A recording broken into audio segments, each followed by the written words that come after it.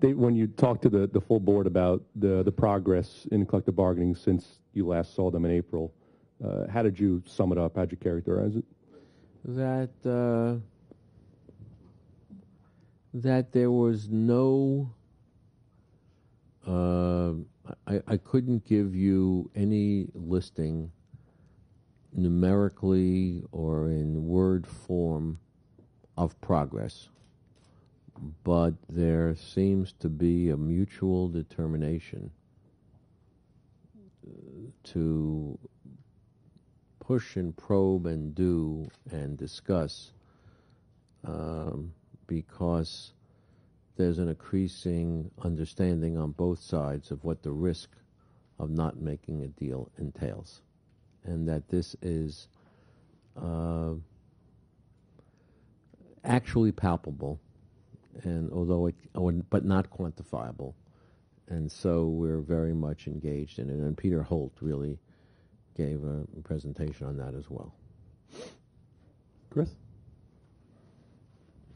Chris Sheridan from ESPN. David, the revenue sharing models that you're looking at, given that you're not sure exactly what it's going to look like, can you just give us kind of a broad idea of how different of a revenue sharing model you expect to have in the new deal compared to what you're currently using? Well, you answered the question, because without knowing what the spend is on payroll, it's hard to know. But the model is designed to allow every team, or at least one model is designed to assure that all teams will have the opportunity to be profitable, with some modest performance standards. That is to say, you've got to get up to a certain level of performance in every market. That's the notion of the and there's pretty unanimous agreement on the notion of revenue sharing and an increase in revenue sharing. To follow up, how much money is in the revenue sharing pot under the current agreement? I would say about $54 million. $54 million. Okay. Henry? Henry Abbott, ESPN.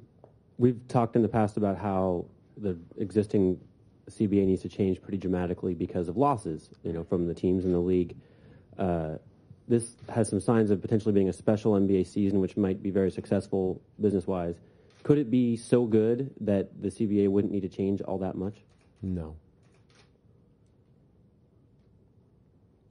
I'll add to that. I mean, as we've said before, we largely have a gross system where we pay the players 57 cents on every dollar, which by definition means it needs to cost us less than 43 cents to make a profit on every dollar we generate.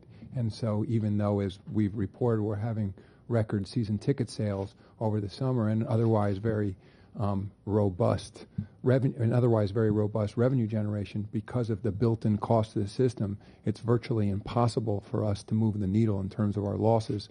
And as we've said previously, we're going to, our losses were roughly $380 million last season. We made a report to the governors that said, in essence, we're going to lose in the range somewhere around $350 million this season based on our projections. So the answer to your question is there's no chance that we can change the fundamental economics regardless of our success, because it just costs us too much money to generate those sales.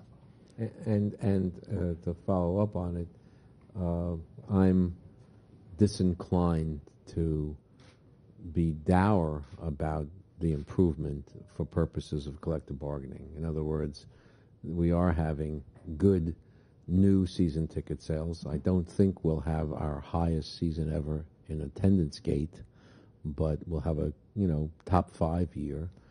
I want to let our fans and our sponsors know that this is a sport that's going to have a good year, but it doesn't affect the underlying financial dynamics. And yet you were just talking about every team profitable as a short-term goal. No, as a long-term goal. Okay. In other words, the revenue sharing plan that we're looking for and talking about when the collective bargaining agreement is signed requires, if we can improve our financial situation. Right now, if you we would just be sharing losses. But if we can move to a profit situation, but there are teams towards the bottom that nevertheless have a problem, we've got to find a way, assuming their capability of generating a certain threshold, of adding to that so they can compete and be profitable.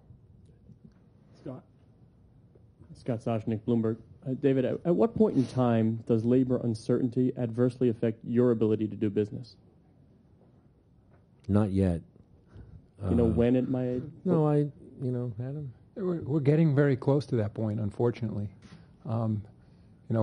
Teams' season ticket renewals begin early first quarter of next year, pre-All-Star January. It's going to start having an impact on us then. I mean, I think we've been relatively under the radar compared at least to the NFL, but I think also the NFL's labor situation will have a direct impact on ours. Clearly, if they're out, that's going to focus more attention on the potential for us to be out in the spring. Already, our sponsors are on long-term calendars. They're making decisions 18 months in advance in certain cases for campaigns. Our merchandising partners are making advanced decisions. So to David's point, I wouldn't say immediately, but before you know it, we're going to be at the beginning of 2011, and it's going to begin having an impact then. And uncertainty is bad news for any business.